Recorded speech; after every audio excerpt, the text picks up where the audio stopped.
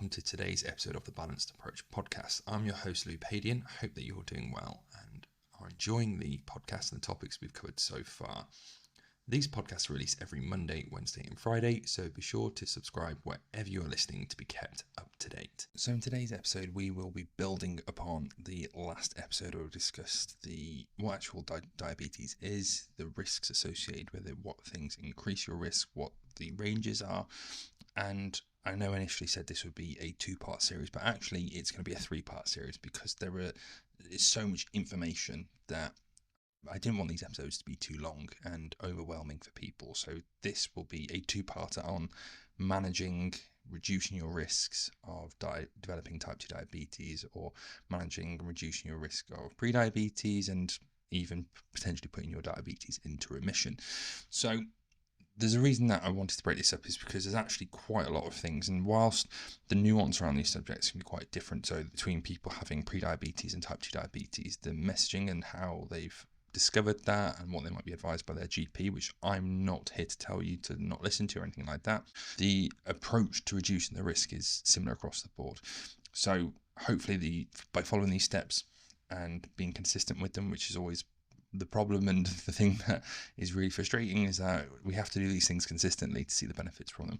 So we'll jump straight in with things that can potentially reverse type 2 diabetes, reduce your risk of developing type 2 diabetes or even pre-diabetes as well. So first on the list, and this is really, really common when I'm working with patients in the NHS who have type 2 diabetes, is people not monitoring their blood sugars. So this is why I mean around the difference in messaging. So if you do not have diabetes or pre-diabetes, you do not need to worry about your blood sugars. If it is something you're concerned about, then go speak to your GP and you can get tested and see if you fit the parameters for pre-diabetes. If you are a healthy, fit individual, please do not get obsessed with your blood sugars. It isn't something worth getting too worked up about, and there's much more worthwhile things to focus on. However, if you have pre-diabetes or you have developed type 2 diabetes, then monitoring and managing your blood sugars is hugely important, as it understands what we can actually control or what things we can impact and how much they might be impacting and improving things by. So what we'd call self-monitoring of blood sugar, and this is what I mean around I'm not here to teach you how to do that. If you sat down with a healthcare practitioner, they should have told you how to do that. And if they haven't, or if you've forgotten, reach out to your GP, your GP surgery, your diabetic nurse. They are more than happy to sit down and go through with this, because what they want for you is to get a better handle on your diabetes, or to reduce your risk of developing pre-diabetes or type 2 diabetes. So these are the things that they say. If you go, actually, you know what, it's been so long and I've not even looked at it, could you walk me through how to do it again properly, because I want to start doing it consistently. They will be more than happy to do that, because it's so important and it's such a good tactic and tool. Even just monitoring it can allow people to make more informed decisions and keep their blood sugars under better control moving forward. So it helps you understand your body's response to foods and certain foods, stress, activity, even types of medication, and this is all useful feedback in helping people help you get healthier.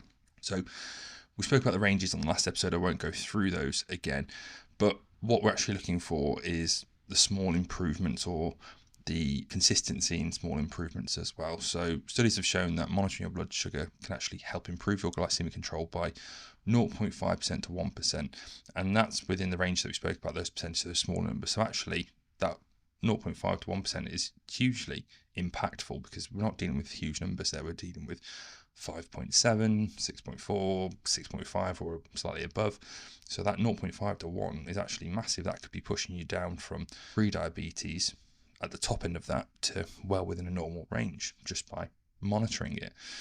And whilst seemingly small, this significant reduction actually reduces the risk of long-term complications like heart disease, stroke and nerve damage, which is massive. So a study from 2003 found that a 1% HbA1c reduction lowered the risk of microvascular complications by 35%, which is massive. So like I said, even though on the surface it looks like small numbers, it's actually really, really impactful. And what this goes far beyond just looking at the numbers. It helps you identify trends. So understanding how your body might respond to certain foods and how you make better, more informed dietary choices, which is something we're going to talk a lot more about in a minute. And it helps you adjust your activity levels. And actually, one of the things that it really, really helps, what I find with patients, is almost a consistent reminder or a gentle reminder of the reasons why they're trying to make better decisions each day. And this is why having a journal, monitoring your weight, tracking your food, these are all reminders of a bigger picture thing.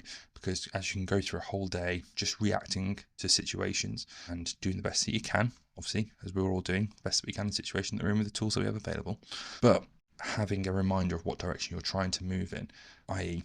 with your food choices, so tracking your breakfast in the morning, for example, or monitoring your steps or tracking your blood glucose, will give you that reminder of, right, the reason that I'm doing this is because I want to improve my blood glucose scores. I want to get more steps in.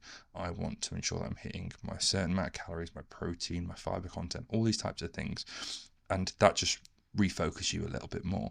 Again, it'll help you adjust see the impacts of exercise as well. And hopefully if you can tick that off as another benefit to exercise, we know exercise has loads of benefits, and physical activity as well, then it's just another thing that's going to keep you motivated, seeing it have a positive impact on your blood glucose scores. So monitoring and managing your blood glucose as you've been advised by your GP or doctor or nurse.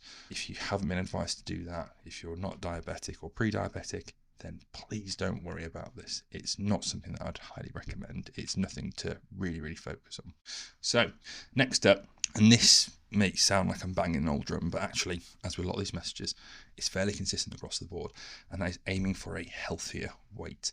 We know excess weight can be really damaging across the board, but in particular with diabetes. And we know that the goals of the 5-10% weight loss actually are evidence-based. So one of the first sort of diabetes prevention studies that I came across was from like 1997. So that's 25 years old, more than that.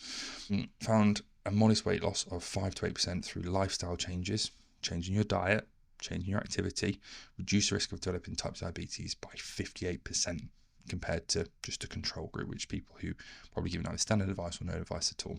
So we know consistently that if people have lifestyle conditions, the high blood pressure, they struggle to manage their cholesterol, if they can't manage their blood glucose very, very, very well, or diagnose type 2 diabetes or pre-diabetes, the vast majority of benefits can be seen in that first 5 to 10% of weight loss, and it's hugely impactful. And I think that is a real good carrot in essence from my side, that it isn't me saying, right, so you've got 50 kilos to lose. Actually, if we break that down to 5-10% of what your actual body weight is, if you're 100 kilos or 50 kilos, probably a good example, but if you're 100 kilos and we know that your ideal BMI sits at 70 kilos, for example, that's 30 kilos to lose, which is a lot. That's 30% of your body weight. However, I told you that actually in the first 5 to 10% of that, so if we've got you down to 95 to 90, you'll get the vast majority of health benefits. Yes, there'll be additional health benefits further on, and hopefully we can build up momentum and continue those healthy habits and behaviors to get to that healthier weight or healthier BMI. Then that's fantastic. But knowing that actually the initial push, when it's really difficult and the scale starts moving, but you might find that it's a bit clunky getting things in place, you can see really big changes in blood glucose levels, in people's blood pressure, in their cholesterol quite significantly, quite quickly. So what we tend to find is that 5 to 10% range is really useful. But there is evidence that going beyond that has been really, really useful as well.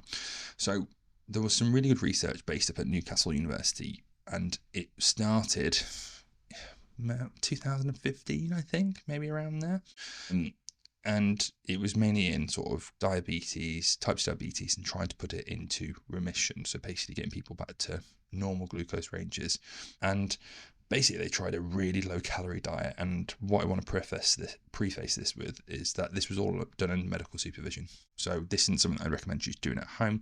Actually, this is quite commonly available through your GP surgery if you speak to them and say, this is a study I heard about and I'm keen to do it if you want to do it.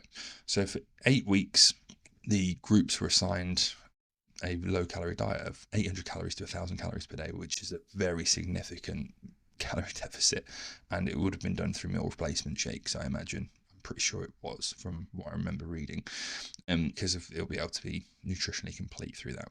And over 50% of participants attained remission at the 1 year mark. So that means they were no longer medicated, and with many of the people able to achieve that for up to 6 years. And remission was defined as achieving a normal blood glucose levels without medication dependence. So people might be highly medicated, and being able to remove that from their life just by, obviously, there'll be lots of habitual and lifestyle support was a big part of this as well. So building healthy habits and behaviours around this aggressive approach to dieting.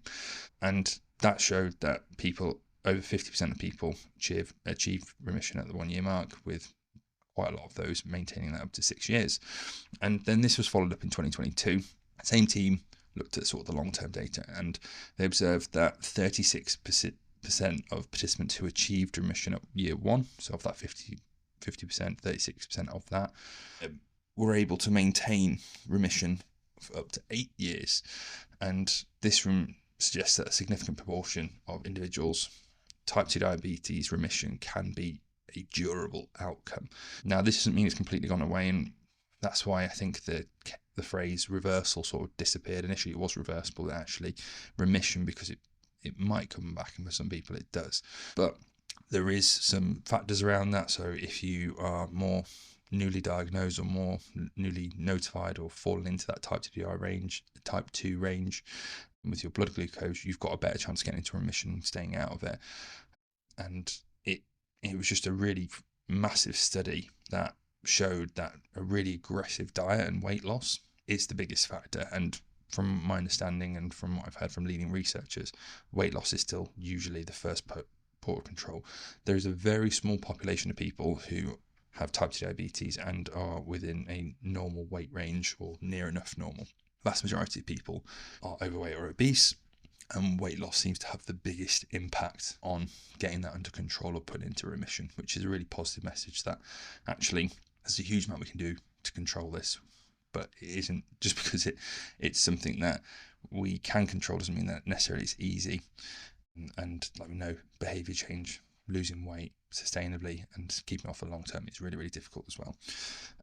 Weight loss also improved glycemic control. So the Look Ahead study, this was another one from 2013, looked at overweight and obese individuals with type 2 diabetes and showed that having intense lifestyle support intervention, including an average weight loss of 8.4%, again within that 5 to 10% weight range, led to significant 1.5% improvement in glycemic control, their HbA1c, compared to standard diabetes education program.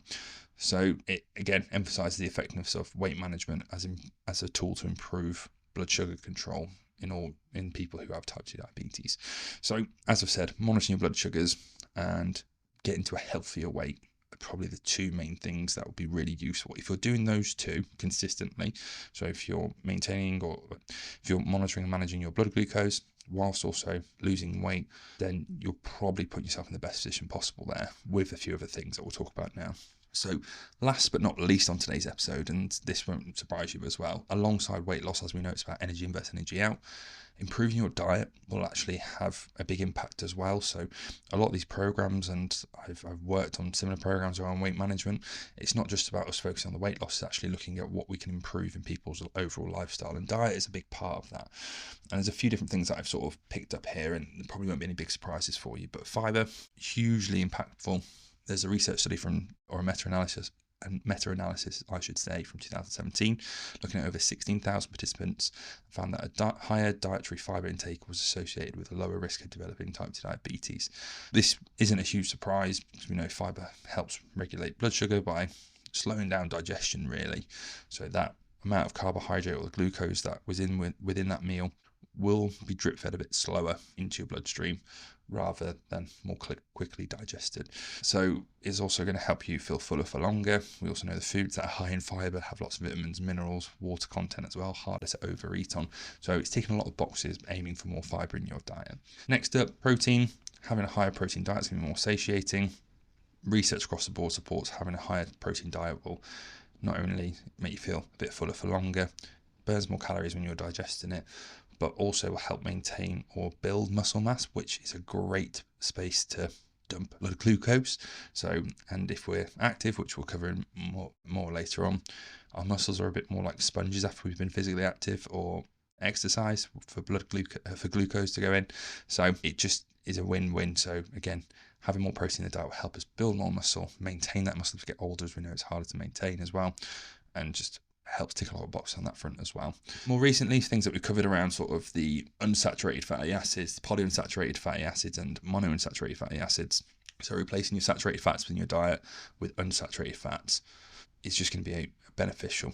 Directly, there's not a huge amount of research or mechanistic research to suggest why that might be useful, as in for diabetes, but potentially will help in a roundabout way with reducing your risk of cardiovascular disease and associations around that. So it helps reduce your risk of type 2 diabetes, and focusing on healthier fat choices, like we said in the Mediterranean diet, found in nuts, seeds, olive oils, can be a great strategy for helping improve the quality of your diet. And again, these nutrients don't exist in isolation.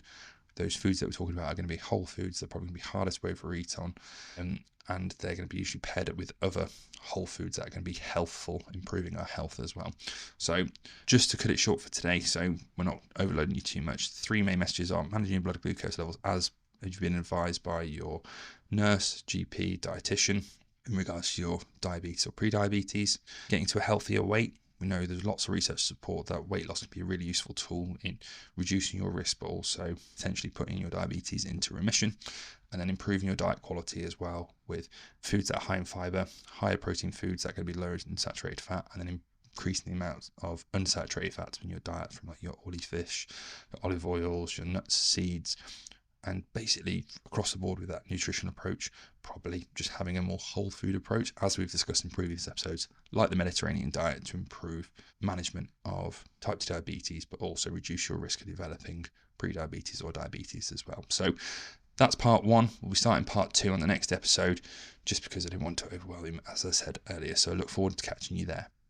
So there you have it. Thank you very much for listening to today's episode of the Balanced Approach podcast. If you have any questions, queries, or would like to reach out to me, please do. I am at Louis Padian Nutrition, which is at LOUISPADIAN Nutrition on Instagram, Facebook, TikTok, and all other social media platforms. If you're looking for support in achieving your goals and living a healthier, happier, and more balanced life in the process, click the link below and inquire about working with me. Remember to subscribe to the Balanced Approach podcast wherever you're listening for more insightful episodes, and I look forward to speaking to you soon.